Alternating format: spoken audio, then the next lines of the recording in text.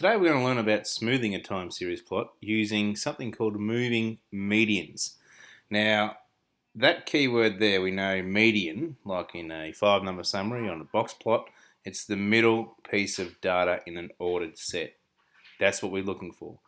And the key thing is, before you jump into this, is that you have to understand it's a median for both the x-axis and also the y.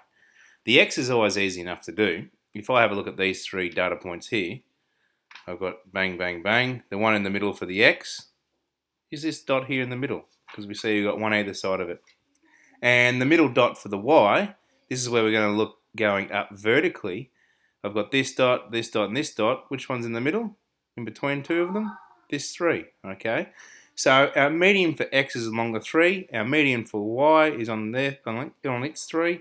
And we just put that in the middle to find our moving median. Now you might think, what's the point of that? If we have more than 3 data points, you'll eventually end up smoothing some data like we did with the centering in the previous exercise. So those first 3 steps is what I spoke about before. Have a read of them in case you didn't understand what I said, and get back to me if you're still a little bit confused. So let's have a look at this example here. 3 median smoothing using a graphical approach.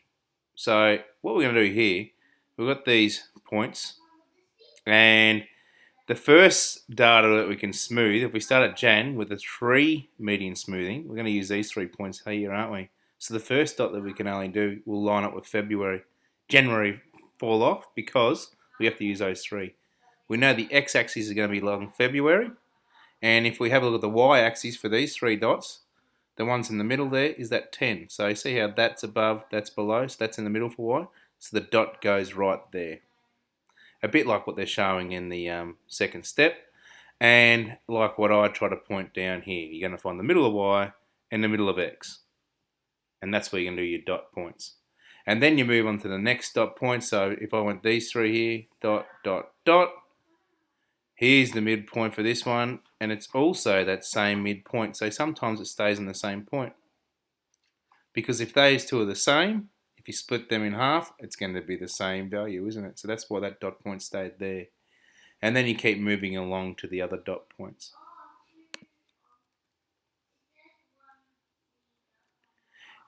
Our next example is 5 median smoothing. So instead of 3 dot points on the scatter plot, we're going to be using 5. So if you ever think about it, we've got Jan, Feb, March, April, May.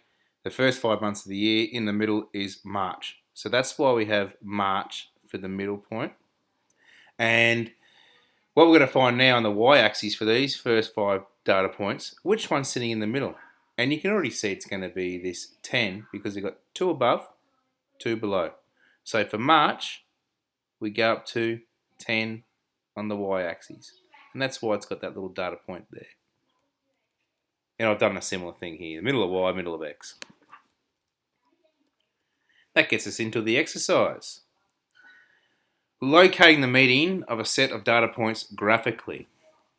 So I've got these data points here, 1, 2, 3, 4, 5 data points. So I know the middle one has to be along here on the 3 for the 1, 2, 3, 4, 5. And what I've got to do now, if I've got 5 points, I've got to find 2 above and 2 below a certain dot point. So these 2 are below this dot, and these 2 are above that dot. So along the y-axis, that dot there along the 3 is in the middle because I've got 1 at 4 and 5, and I've got 1 at 2 and 1. So I've got the dot point there, 3, 3. Now this next question, this used to get me for a few years. I kept missing this one down here at the origin at 0, 0. So, because all the questions are the same every year, they just change the front cover of the book. So I've got here that data point, that one, that one. So there was a data point right there, okay? And we know if we've got 1, 2, 3, 4, 5 data points, this has to be the one for the x. And it's also the same for the y because that data point that was already there had 2 below, 2 above. So it does not matter if it stays on the data point. If it's the median of y and the median of x, that's the one we use. I hope this has been of assistance. I've got another little sketch there to have a look at, but I think you're going to be fine doing this.